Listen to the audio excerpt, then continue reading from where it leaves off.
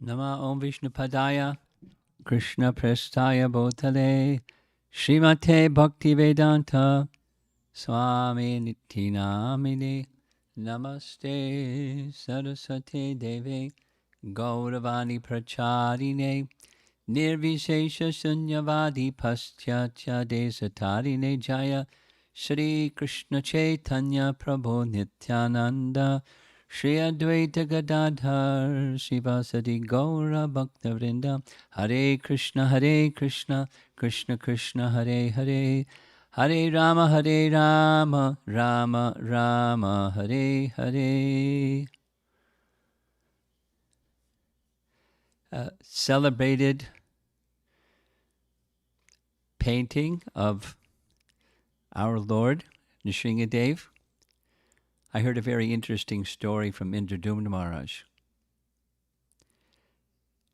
Just like you were describing how, at some point in time during my college days, I became a devotee. My mother and father didn't quite understand what I was doing, but they trusted me, and they thought, it's a phase, he'll get over it. And when I didn't get over it, they didn't get worried, but they started reading the literature, and they were satisfied that it was a bona fide religious organization. And then, they went through a few more stages of evaluating and accepting and then becoming proud of me.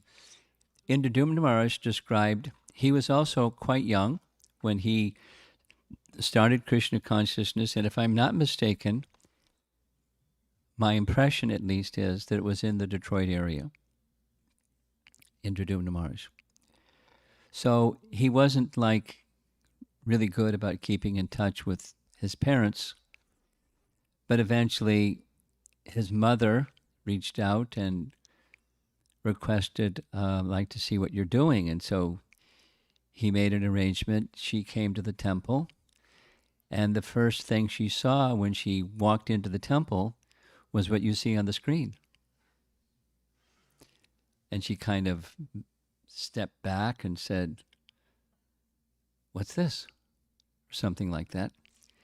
And he said, "That's God."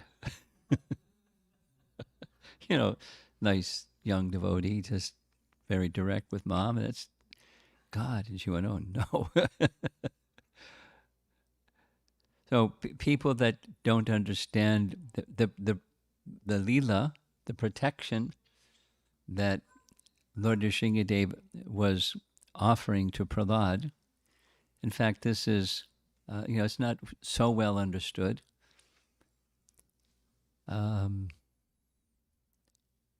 I can share with you the first drama. It was in the early days of the Hare Krishna movement. It was common that every Sunday, or regularly at least, there would be dramas. And I happened to visit Boston as a possible place for attending graduate school.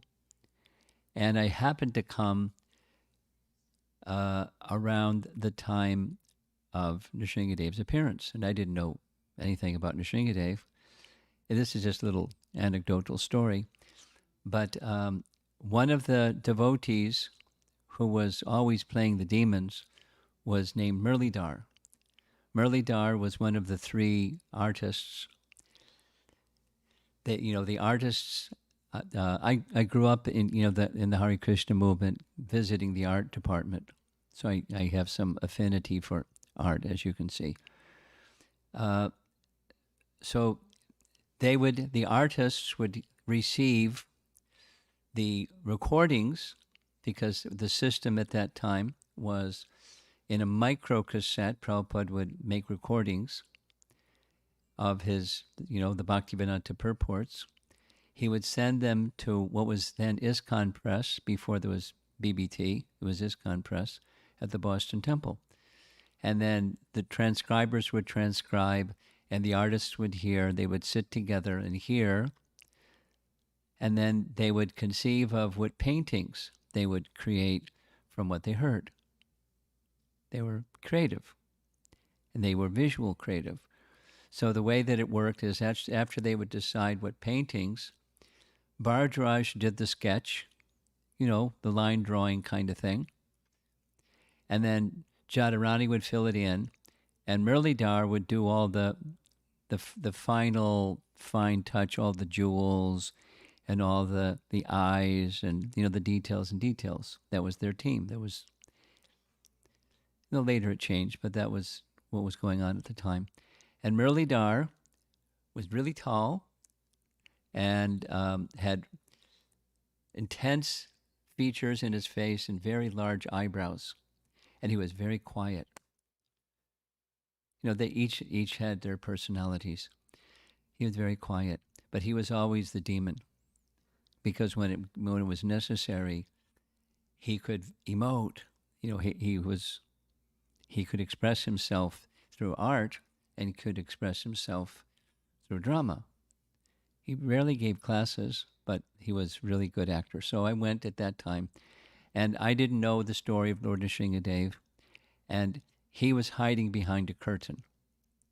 It was one of those curtains by the side of the window on two sides, all the way to the floor. It was my first time there. I didn't know anything about anything. And when it was time for Lord Nrsingadev's appearance, they didn't need a recording of a roar of a lion. He didn't have a lion's head. Sometimes in dramas, he didn't have a lion's head. He had big claws and his big eyebrows. He was roaring. Jumped, and everyone panicked. Whoa.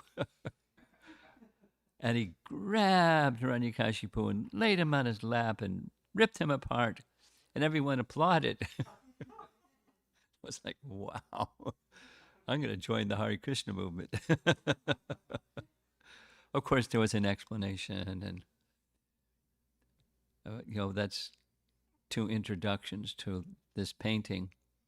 Lord Nrsingadev's, I did rather extensive research to find, are there other pastimes of Lord Nrsingadev other than appearing to rescue Prahlad? And I almost drew a blank. There is one Purana that has some remote story, but all of the other Puranic literatures, because it's such a celebrated story, protecting Prahlad, as you see down on the right-hand side, that's Prahlad with his hands folded, palms together, and Lord Nrsingadev roaring and ripping Hiranyakashipu. So there is one other story, but the main purpose of Lord Nrsingadev's appearance,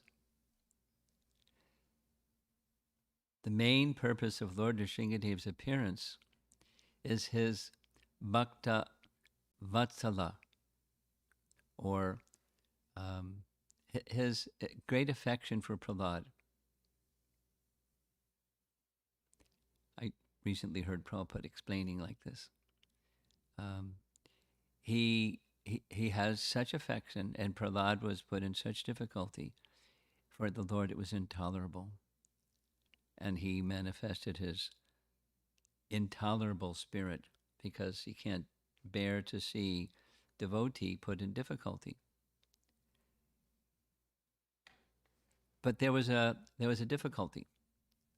There was a difficulty. The difficulty was Lord Brahma had given a benediction, as you know, to Hiranyakashipu, that he could be killed by this and that and the other thing. And so here's a nice verse from Canto 7, Chapter 8, when this is right when Lord Nrsingadev appears, to prove that the statement of his servant Prahlad Maharaj was substantial. In other words, to prove that the Supreme Lord is present everywhere, even within the pillar of an assembly hall, the Supreme Personality of Godhead, Hari, exhibited a wonderful form never seen before. Of course, in every day of Brahma, that form appears, so it had been seen before. and etc. But the form was neither that of a man nor a lion. And thus the Lord appeared in his wonderful form in the assembly hall. You know the story. I don't need to repeat. Hiranyakashipu wanted to hear from Prahlad. Where is he getting his power? And Prahlad's answer, from Vishnu. Same place you're getting your power from, Dad. Vishnu, where is he? I'll slay him right now.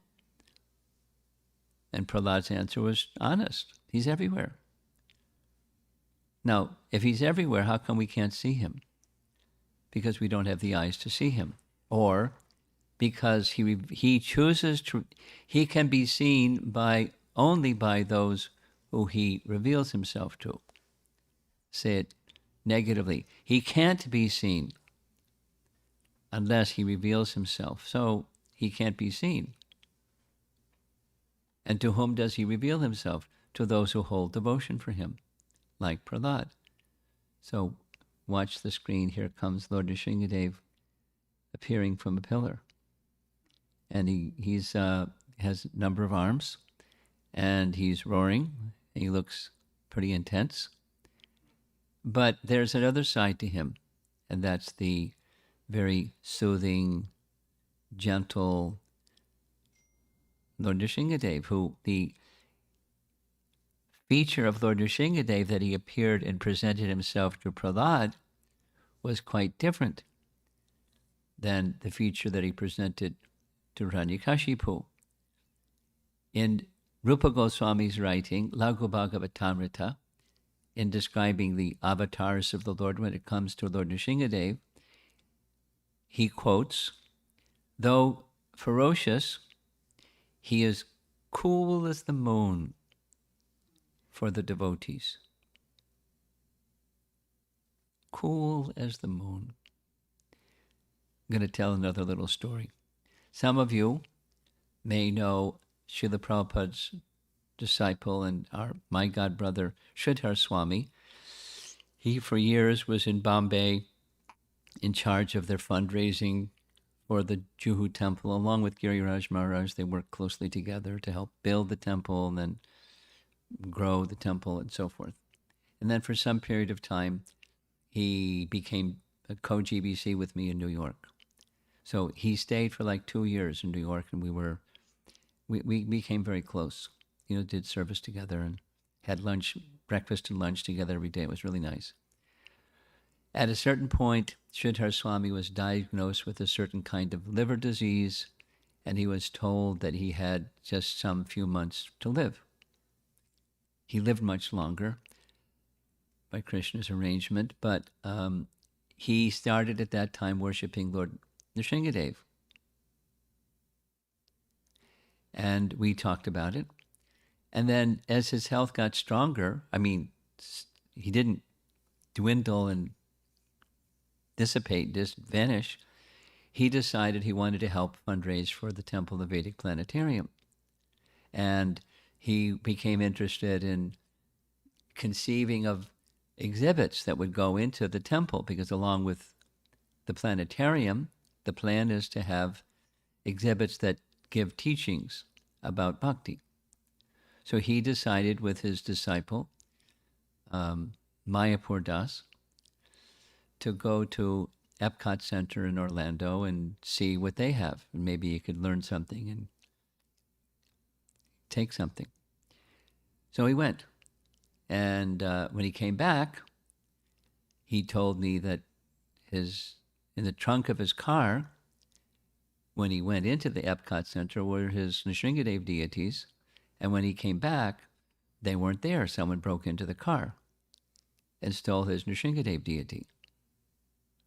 And I went, oh boy, that poor person. They're going to have a problem. And Maharaj just shook his head and smiled and said, no, no, no. He wasn't like detached, he was happy. He said, you have no idea how merciful is Lord Nrsingadev. And he was speaking from his heart. It wasn't just like something he read in a book. He was feeling that kind of affection. I said, yeah, but, you're, you're a Brahmin and a sannyasi, and he's stolen the property of a Brahmin and a sannyasi. There's got to be price to pay for that. He said, somehow Lord Nrsingadev will show his mercy. He didn't elaborate like how that might happen, but that was his feeling, because for he is a devotee. And for the devotee, though ferocious, Lord Nrsingadev is cool as the moon. But there's others that he's not so cool for, and that's like Hiranyakashipu. That anger and roaring and showing of his teeth and all those things, and ripping out his intestines and wearing his intestines around his neck like a garland, and blood flying all over the place. Like, he was angry. So wait a minute. Is the Lord supposed to be angry? Is that that's okay? So a little bit of teaching. This is a painting of Narottam Das Thakur. And Narottam Das Thakur wrote in Prema Bhakti Chandrika a very nice description. You see the Sanskrit here, Krodha Bhakta Deveshi Jane, not only the Supreme Lord, because within him is everything. So if there's something, it's within him. And there's anger within him. So then, okay, the Lord can be angry. What about us? Is that okay? So I'll just read. It's a nice teaching. Narottam Das Thakur writes, I will engage in lust, anger, greed, illusion, madness, envy, and pride in appropriate ways. And by defeating these enemies, that's when they're inappropriate ways, I will feel happiness in my heart as I peacefully worship Govinda. I will engage lust by offering it in Krishna's service. This is the anger phrase. Anger I will direct towards those who are envious of the devotees, Bhakta Dveshi Jane. I will direct anger towards those who are envious of the devotees. I will be greedy to hear the topics of Hari in the association of devotees. I will feel illusioned without achieving my worshipable Lord. I'll be maddened while singing the glories of Krishna. In this way, I will engage these enemies in their proper places. Now, if you're not an advanced devotee, you better be careful engaging your anger in Krishna service, or your lust in Krishna service, or your illusion in Krishna service. But if you're advanced, Uttama, Adhikari, Vaishnav, like Narottam Das Thakur, it has its place. The classic is Hanuman's anger. Hanuman was really angry. After speaking to Sita, he was angry. He wanted to kill all the Rakshasis. He couldn't take it. And Sita stopped him. Said, no. They're just obedient to Ravan. Ravan's the bad one. They're not.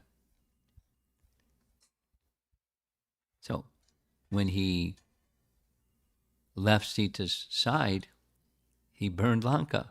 He was angry and bellowed loudly, you're going to be finished if you don't give back Sita. So now we'll go through the theme this Sunday class is teachings of Prahlad. Teachings of Prahlad. There's several sections, and I'm going to be covering 4 of his teachings, which is not everything. The largest section of his teachings is to his classmates. So that's not right now. His classmates, it's 2 chapters, because they were a good audience. They really liked and he really liked. So we're going to cover very fearlessly. He gave teachings to Hiranyakashipu twice and to his teachers. So this is where we were going to begin. His hand was placed on Prahlad's head. Lord Nrsingadev was roaring, and even the demigods, even the goddess of fortune, couldn't pacify. But when he saw Prahlad prostrated at the soles of his feet, he became most ecstatic in affection toward his devotee. Raising Prahlad, the Lord placed his lotus hand upon the boy's head. There you see, one of his hands at least. Because his hand is always ready to create fearlessness in all his devotees. No, Prahlad was already fearless, so he didn't have to create fearlessness, but it reaffirmed. And as we hear the rest of the verses in that connection, his whole body erupted in ecstasy, in symptoms of shivering and hair, just the touch of Lord Nrsingadev's hand, or you could say his paw, because he had claws. And such a nice smile. Before he was roaring, now he's smiling. And look at the two of them looking at each other's eye. A very beautiful painting. Prahlad Maharaj fixed his mind and sight upon Lord Nrsingadev with full attention, in complete trance.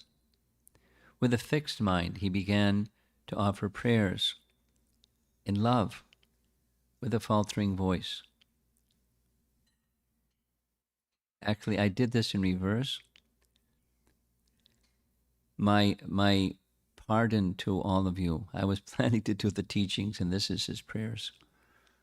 But here we go. We went this far. Prahlad Maharaj, this is Prabhupada's purport. Prahlad Maharaj attained that stage beyond the senses. Because he was engaged in service, he felt transcendentally situated, and naturally his mind and attention became saturated in transcendence. In that condition, he began to offer his prayers as follows. There was a reason why giving the teachings, because the teachings come before Lord Nrsingadev appeared, and the prayers come after Lord Nrsingadev appeared. But anyway, here we are. So Prahlad's already transcendental. I mean, what he withstood in face of the intimidation of Hiranyakashipu and the others, his teachers, and so forth, the henchmen of Hiranyakashipu, he was fearless, already fearless. But now he's like in another realm of transcendence, of transcendental fearlessness. And the prayers are from that place. There was no need for the Lord to be angry. The devotees can always remember the form of Nrsingadev when they are in danger, and therefore the appearance of Nrsingadev was not at all inauspicious. That's Prabhupada's purport. Again, a very beautiful painting of Lord Nrsingadev. Now, fear is something that's very common in this material world. Very common.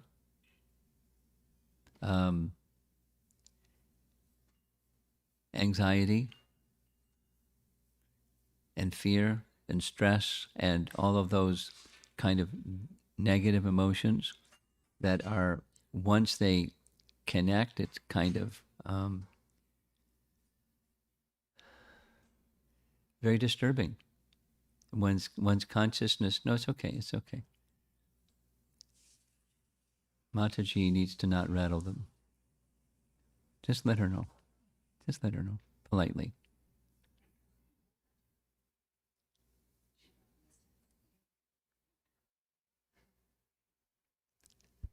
You're not a family member.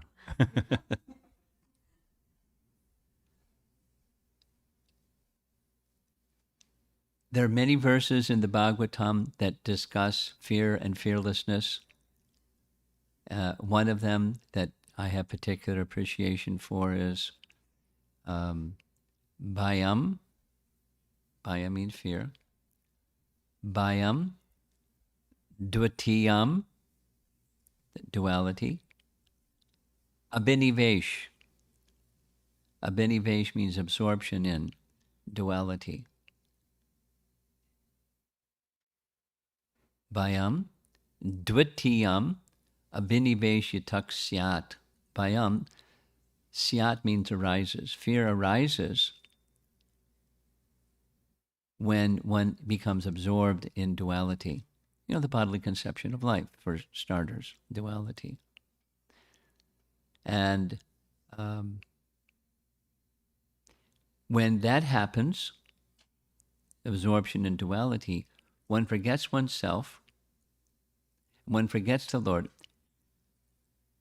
and one becomes very bewildered. The intelligence doesn't discriminate properly.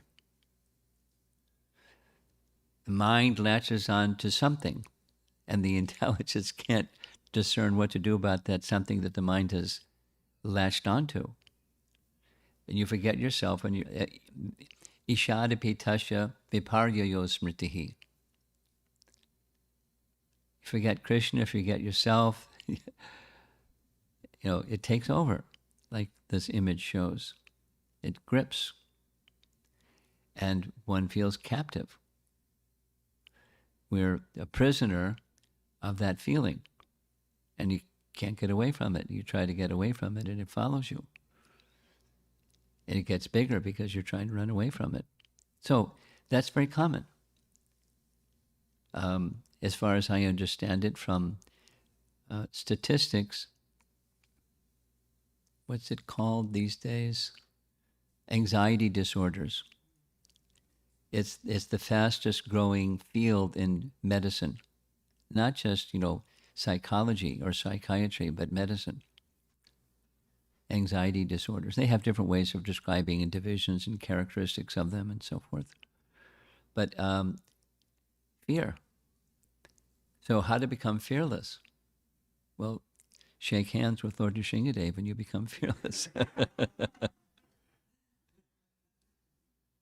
Pankajangri was telling a story of one girl in Mayapur. In her dream, she was walking and Lord Nrsingadev came to her in her dream and he held her hand and they were walking and talking very nicely. Said different things.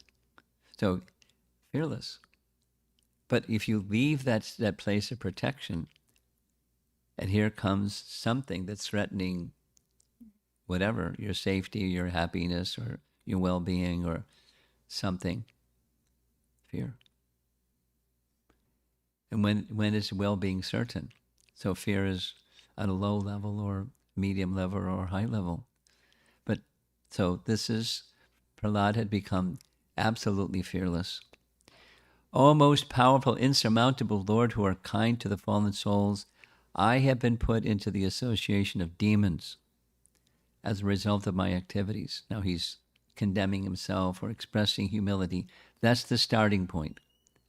Prahlad's prayer's starting point is humility. Not like, wow, I'm fortunate. It's humility. And therefore, I'm very much afraid of my condition of life within this material world. Bad association is a reason for fear in this material world. When will that moment come when you will call me to the shelter of your lotus feet or to the ultimate goal for liberation from conditional life? Now, he's there. He's at the Lord's lotus feet. But he's speaking as if he's not yet there. That's part of his humility. And this is his message. I'm afraid of bad association because that bad association produces aversion to you. I'm pausing because it's very important for each of us. select consciously and purposefully good association, and conversely, asat sanga tyag, a Vaishnavachar. The behavior or achar of a Vaishnava is very carefully guard against bad association because it can produce aversion to Krishna.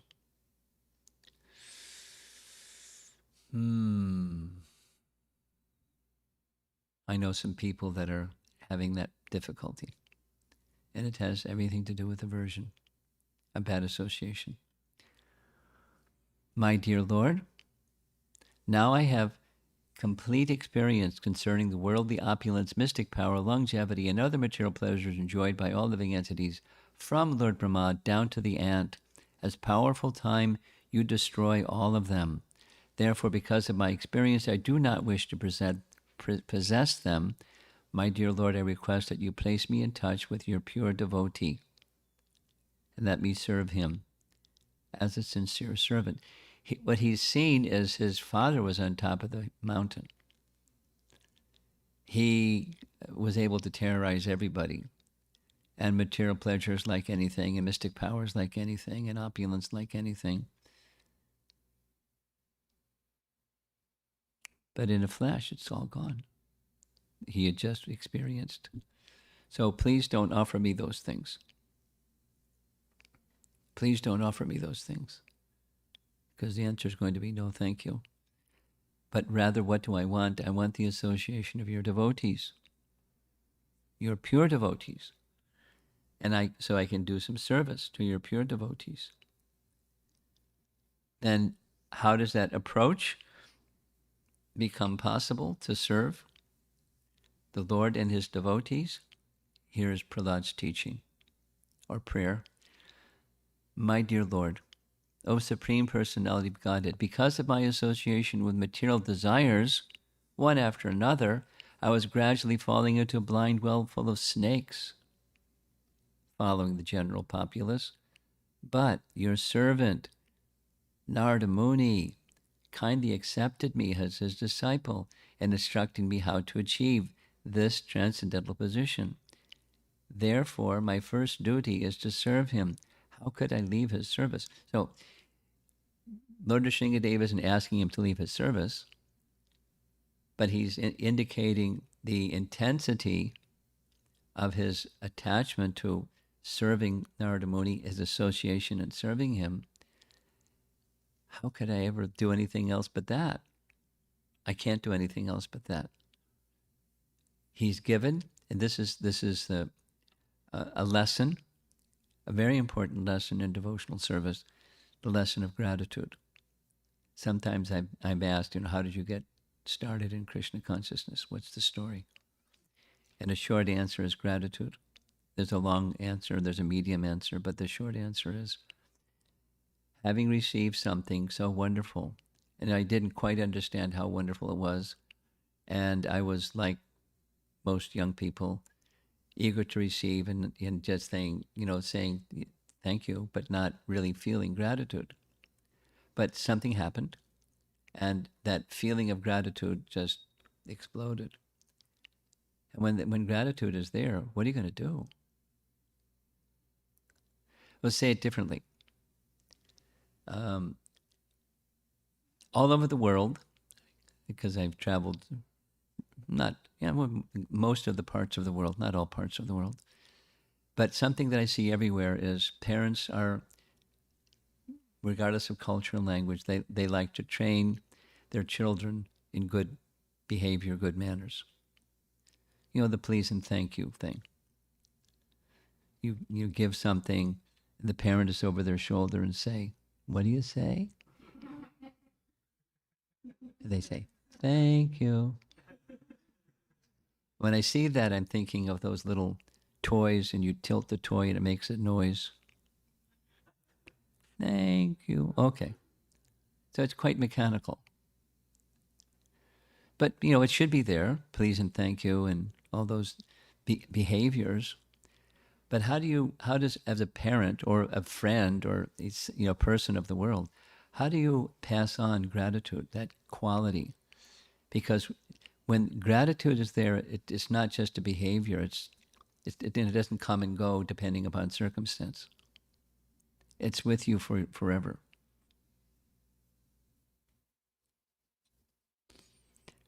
So Prahlad, he heard in the womb.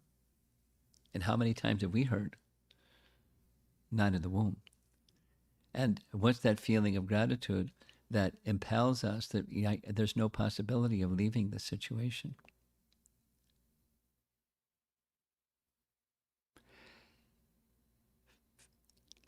Gratitude is a seed of love. And when love and gratitude are there, comes service. You want to give back. It's natural. It's not, check the box. It's natural. It's not an intellectual, give the right answer on your Bhakti Shastri exam. It's just something that comes from your heart. So Prahlad is teaching. There's a nice verse. This is chapter 9. In chapter 10, there's a further set of prayers. We're going to end with that. But Prahlad says, you sent me here to teach the people of this world the way of pure devotional service. So that's what this is. It's the way of pure devotional service. So it's embedded in what he's saying about himself, but it's a lesson to us of the way of pure devotional service. Say it negatively. If your heart is not feeling gratitude, then there's going to be intermittent devotional service. The mood of you may continue ringing the bell and making your offerings on your altar, but your heart may not be there. I've had householders, was sharing this yesterday evening, say, it's gotten to the point where I feel that my deity worship has become mechanical. And, I don't like it. So how to get out of it. So it starts with this fundamental principle. How does bhakti begin? Reconnect again with how your bhakti began and make that connection strong, reinvest in that connection, and grow it with gratitude. Here's the next verse. One should serve the spiritual master. This is Prabhupada's purport. One should serve the spiritual master first, and by his mercy, one can approach the Supreme Personality of Godhead to serve the Lord. That was responsive to the question, how do you get this approach to the Lord's lotus feet? Through the devotee. Then, notice the hand at the bottom left corner. Dear Lord, you are always transcendently situated on the other side of the river of death. Looks like an ocean, but river of death. But then with humility, but because of the reactions of our own activities, we are suffering on this side.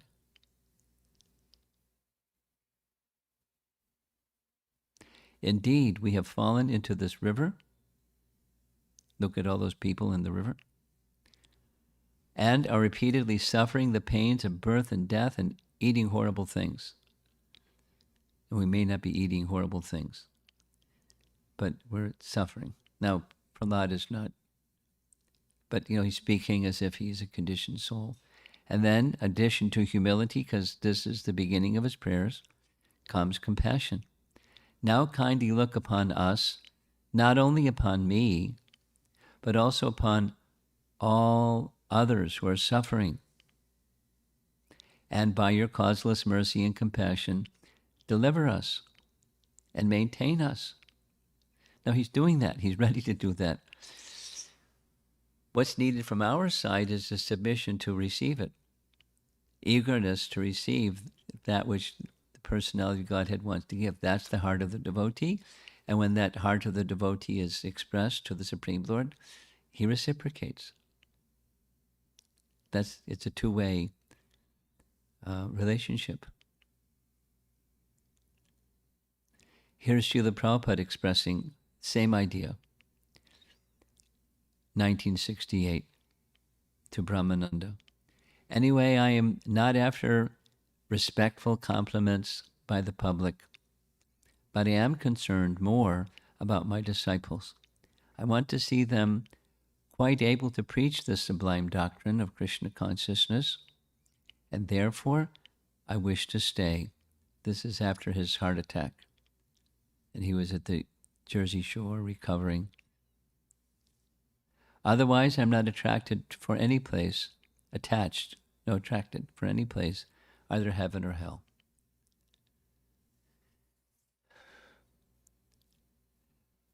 You can benefit a lot if you do a very simple thing. Hear regularly something that I do at least thrice daily, little recording or playback device of hearing Prabhupada speak. And you hear Prabhupada speak and something moves. And something that moves is his mood of compassion. Sarve Sukhino Bhavantu is the way he expressed it in simple language, Sanskrit language. Everyone should be happy. He went all over the world doing this and that and the other thing, giving his life at an old age so that everyone could be happy. People shouldn't be unhappy. They shouldn't suffer. As is Prahlad's prayer, it was the same mood. It's the mood of Chaitanya Mahaprabhu as well, but it's the mood of our founder Acharya, and it behooves us to understand his mood and assist him in carrying out his mood. So that's towards the end of chapter 9, at the beginning of chapter 10. No, the end of chapter 9, Lord Nrsingadev nonetheless says, take some benediction from me. I want. And, in the course of all of that, he says, please deliver my father. And he said, it's already done. To ask for something that's not done yet. He wants to give. You can't just say no. So here's what Prahlad says. A servant who desires material profits from his master is certainly not a qualified servant or a pure devotee. Similarly, a master who bestows benedictions upon his servant, meaning material ones, because of a desire to maintain a prestigious position as master, is also not a pure master.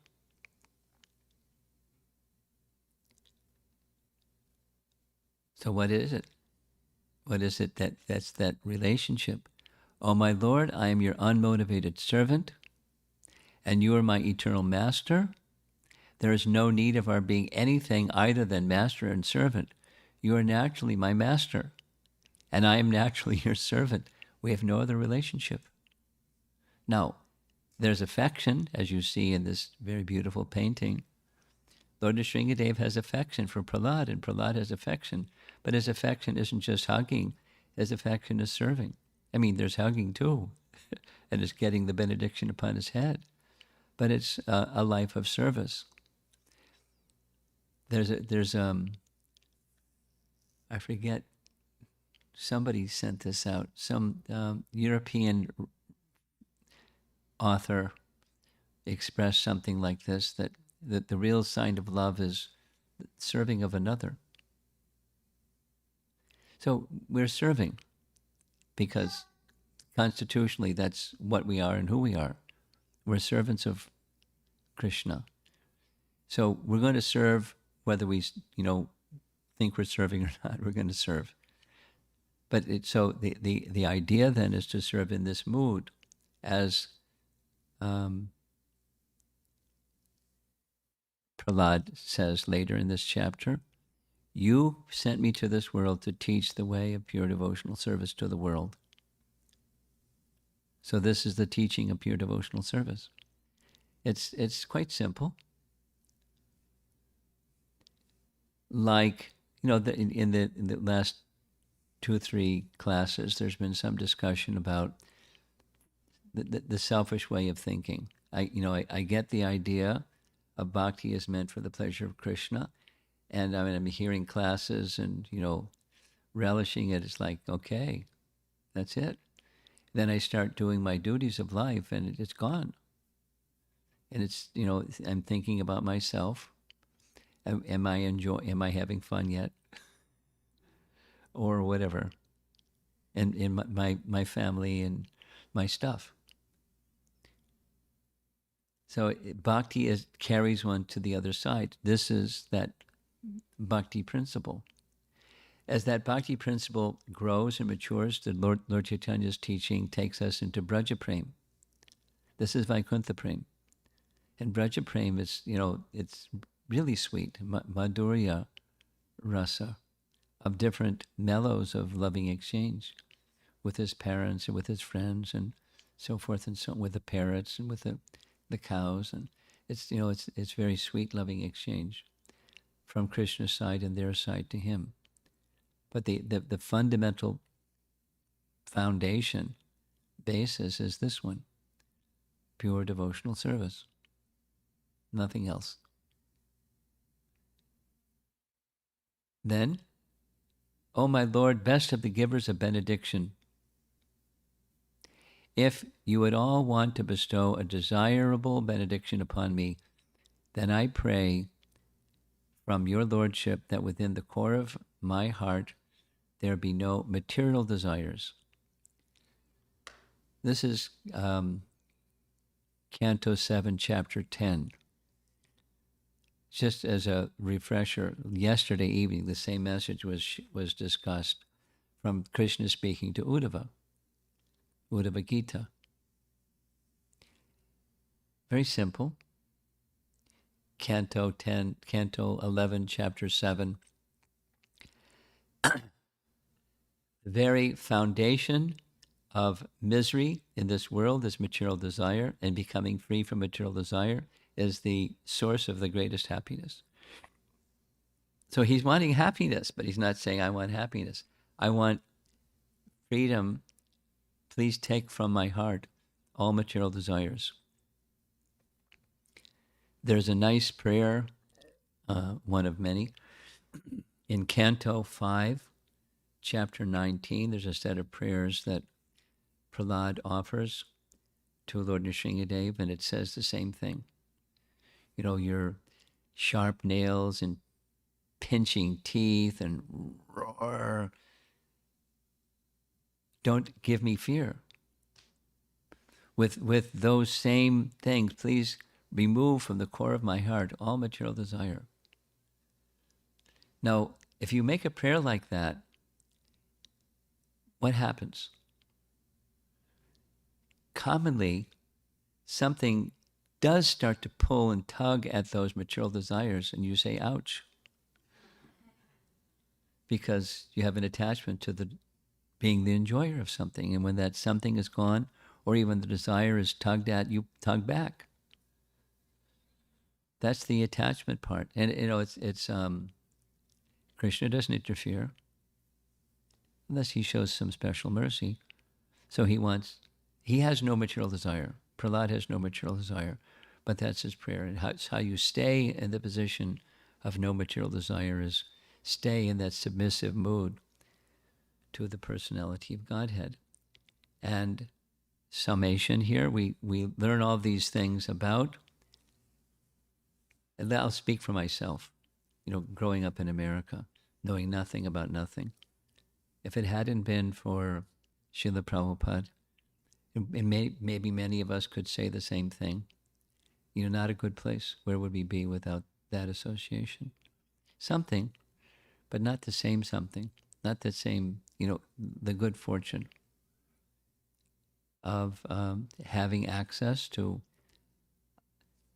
teachings and the support for those teachings, like Sadhu Sangha, ISKCON, where we can cultivate pure devotional service.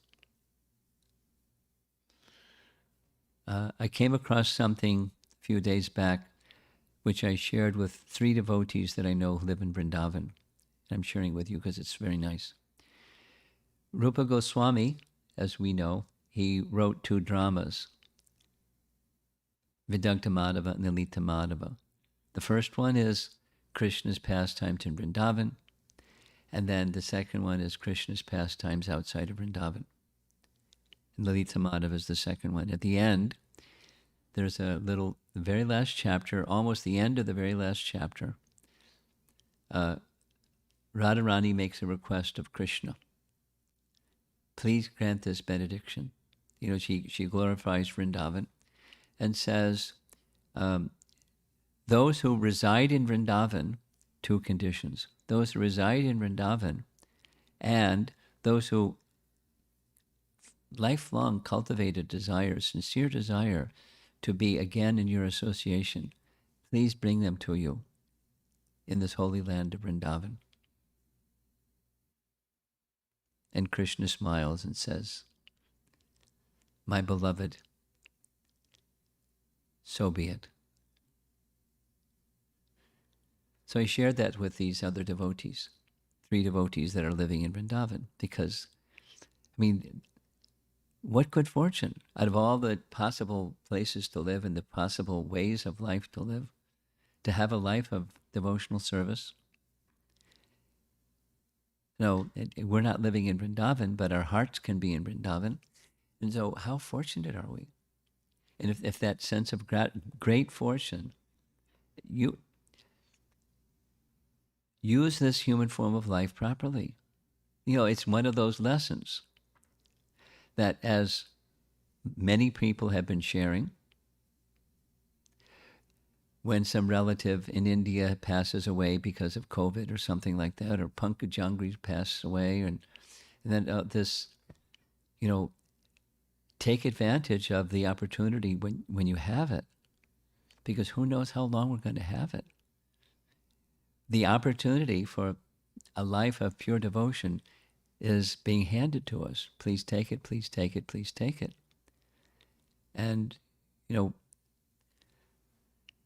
when there's that eagerness to take the, because after some time, Pankaj Jangri's gone, and Bhakti Maharaj is gone, and Tamal Krishna Maharaj is gone, and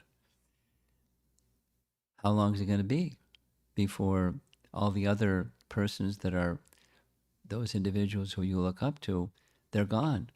Take advantage of the facility, and are starting with our founder Acharya. He has physically gone, but his teachings are abundantly available, and the teachings are the same as Prahlad's teachings, to come to the stage of pure devotional service, where other shelters are left behind, and we take genuine shelter. That's what Lord Nrsingadev is offering to Prahlad, and what Prahlad wants to receive from Lord Nrsingadev. And that's such an important lesson in the whole of the Nrsingadev's appearance, which we're going to be observing in 2 days. Okay, so Yugal Kishore, we're back again with Yugal Kishore, who is going to guide us what's next. Question answers, and thank you very much for such a wonderful class, Maharaj. And before anyone else, I have a question, Maharaj. Oh. You know, thank you very much for this. I mean, whenever we get the opportunity to hear from you, always we get something very tangible, actually. Your class are always amazingly wonderful and instructive. Maharaj, actually, I have 2, 3 questions, but I don't want to take others' time. But one question, Maharaj, Maharaj, you mentioned at least at the end, rather than asking a technical question, then make it, No, just turn it.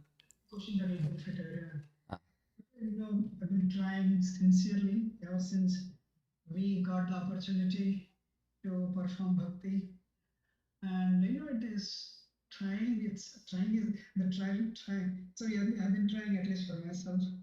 I think I am at least to some extent sincere, but always this is rather to prema, and another is the longest phase, and so today Prahlad Maharaj is praying. You mentioned the last screen just before Prabhupada. He's telling remove the material desires from the heart. So Maharaj Prahlad came to Krishna consciousness from the womb, and he got to see Narsimha by his performance of Bhakti at the age of 5, you know. Um, and what does become a condition so like me, what's trying since at least I think I'm sincere. Um, So how do I improve myself so that I get a better chance?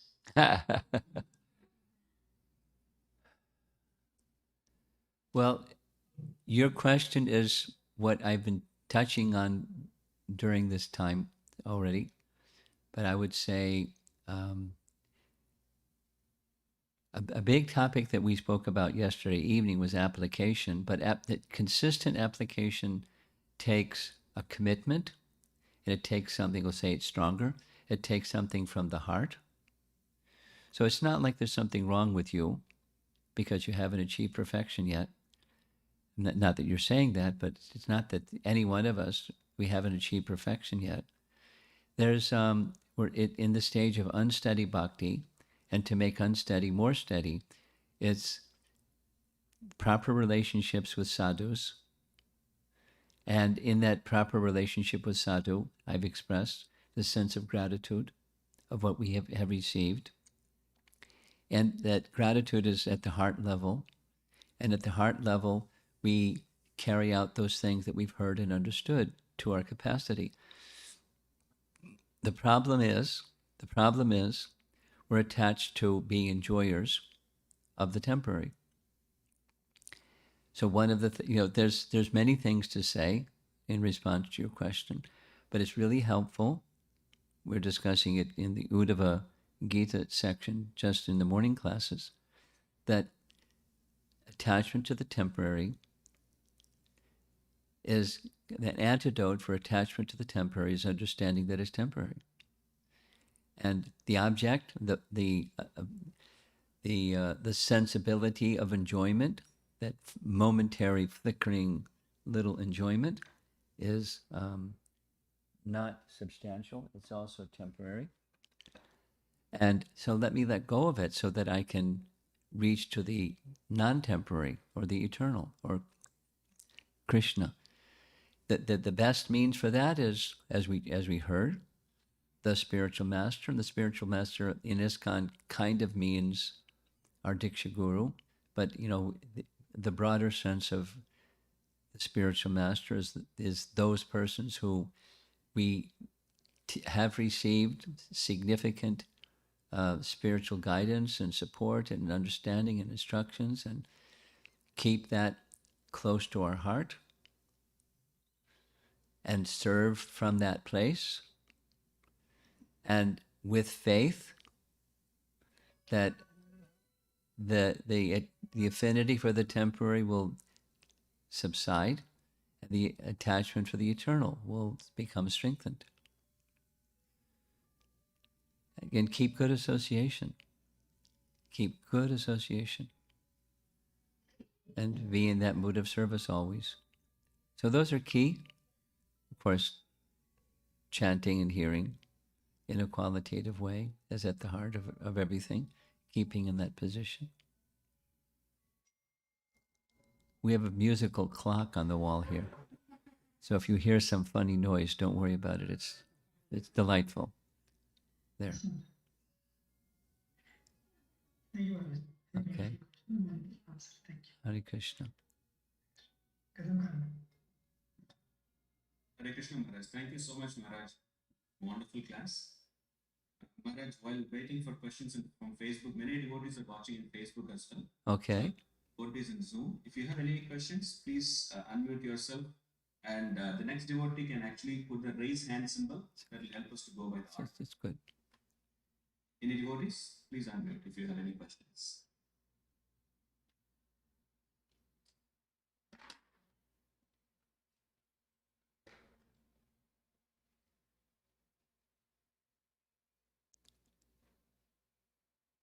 Maharaj, meanwhile, I have a question, Maharaj. I'm ready. Thank you, Maharaj. Maharaj, you mentioned this, the 10th chapter, the second verse itself, Prahlad Maharaj says, I desire to be free from the materialistic conditions. What does he exactly mean, Maharaj? Because generally we say pure devotees always pray for Krishna Prem. But he says, I desire to be free from materialistic conditions. Is there any significance to that particular sentence, Maharaj? Are you seeing the screen, same screen that I'm seeing? This is the servant screen, 7.10.5, 7.10.6. Not this Maharaj. I mentioned from second verse from Oh, 10th canto, 10th chapter. 7.10.2. Yes, Maharaj. Okay, it's not something I showed. So now read it verbatim. What does 7.10.2 say? Slowly. Yes, Maharaj. Prahlad Maharaj said, "My dear Lord, O Supreme Personality of Godhead, because I was born in an atheistic family, I am naturally attached to material enjoyment. Therefore, kindly don't tempt me with these illusions. I am very much afraid of material conditions, and I desire to be liberated from materialistic life. It is for this reason I have taken shelter of your lotus feet." That's Okay. it, Maharaj. So now your question specifically is? It seems like he is asking for a liberation, Maharaj. Yes, it does. Not only it sounds like he is, but the material. So yesterday evening we discussed, kind of not exhaustively but extensively, the word nirvana, and what does that meaning of nirvana for Buddhism? What is that meaning of nirvana for a devotee? And nirvana for a devotee means cessation of material existence. Doesn't mean a cessation of existence, but cessation of involvement in the senses with sense objects with material desire. He wants freedom from material desire, which is the same as what's being stated in verse 7, 10, 7, 10, 7. He wants to become free from material desires. That kind of liberation. Now, it doesn't mean that's it. I have spiritual desire, the desire to be in service.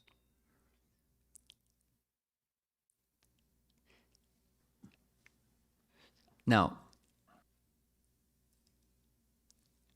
our teaching, our Gaudiya teaching, given to us by Rupa Goswami and from Lord Chaitanya himself, Nadanam, Najanam, the Sundarim, etc. Mama Janmani, Janmanishvare, Bhavatad Bhaktir Ahita Kitvi.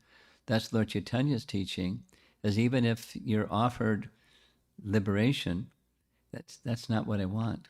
Now, what Prahlad is requesting very clearly is liberation. And that's also a pure devotional service. I want pure devotional service. I want to be in connection with you and not in connection with my material desires. But a more complete, because you're accustomed to hearing Rupa Goswami's teachings, which says, and all of the Gaudiya Acharyas say, the devotees are not hankering for liberation. What are they hankering for? Bhavatad Bhakti Rahaitaki Twayi. That's what they're hankering for. Haitaki Bhakti. Now, in Prahlad's prayers, it's once again, fourth time, he is asking for liberation.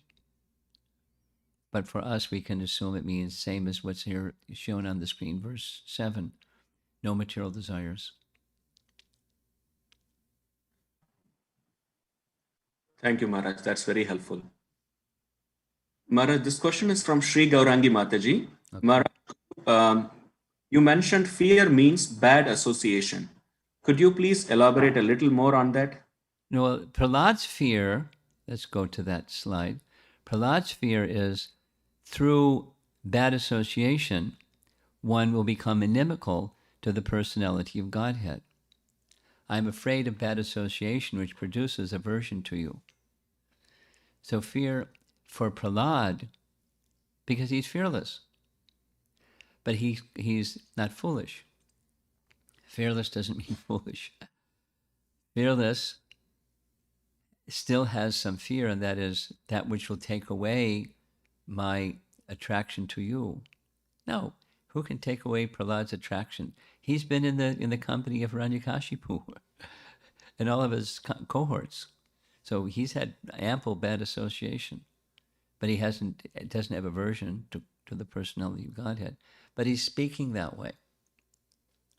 So that's his fear. So not exactly all fear is bad association. Fear is wanting to be a separate enjoyer. From that arises fear. Abhinivesh, Dutiya Abhinivesh. That's the Bhagavatam version. Have I am you okay with this answer, or you want to discuss it further? Yes, Maharaj. Thank you so much. Okay. Thank you, Maharaj. Maharaj, this question is from Devendra Govinda Prabhu. Devendra Govinda Prabhu is a disciple of His Holiness Bhakti Charu Maharaj. His question is, Maharaj, how do we approach spiritual objectives and sharpen our bhakti if the spiritual master is in spiritual world? Any guidance on this, Maharaj? Sure. You have all of his writings and recordings. I mean, how do I take shelter of Prabhupada if he's not physically present? How do the disciples of Tamal Krishna Maharaj take shelter of Tamal Krishna Maharaj when he's not physically present? He has teachings, he has writings, he has a mood. Boy, did he have a mood. And, a mission. And, you get association that way. It doesn't require physical presence.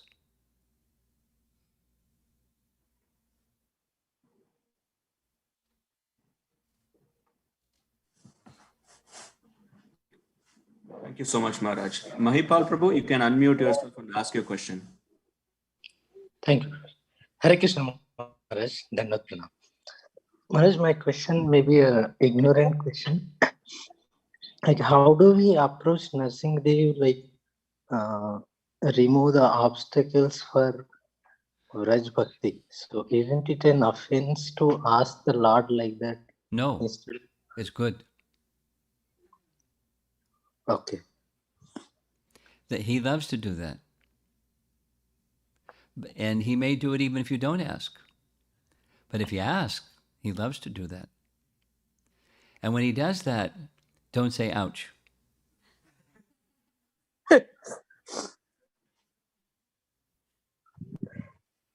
Okay, Maharaj. Thank you.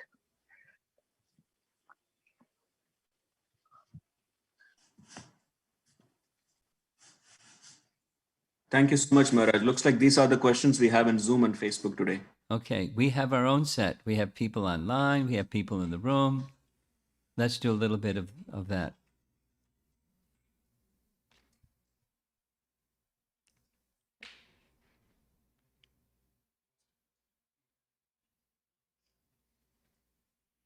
Maharaj, question from Apurva Anand. How can one engage envy in Lord's service? You can't.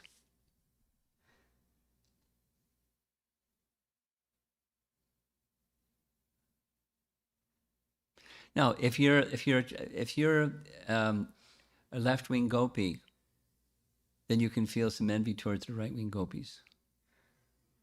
And the right-wing gopis can feel some envy towards the left-wing gopis. But it's not a material envy.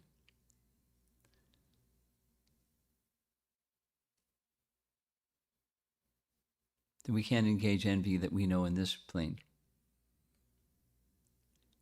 So it's not a material envy. That's the answer.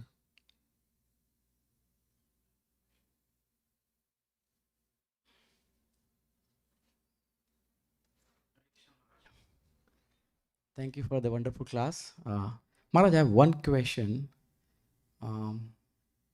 Prahlad's mother, Kayadu, she also listened from the Narada Muni. And Prahlad also, Prahlad Maharaj was in womb. So does that mean that Kayadu was not attentive and she could not able to take this message seriously? Or? No, she took it seriously. Okay. What happened with Kayadu was Abhinivesh, Dvitiyam Abhinivesh. When she got back with Hiranyakashipu, she forgot everything. It got covered over. And that's explained by Prahlad. After his prayers, after his teachings to his friends, he said, how'd you learn all this? And then he explains how he learned all this. And he said, my mom did also, but when she got back together with Radhikashipu, she forgot everything. Oh, He got covered. Attachment covers this consciousness, intelligence. thank you, Maharaj. So keep good association Yes. and stay away from Radhikashipu.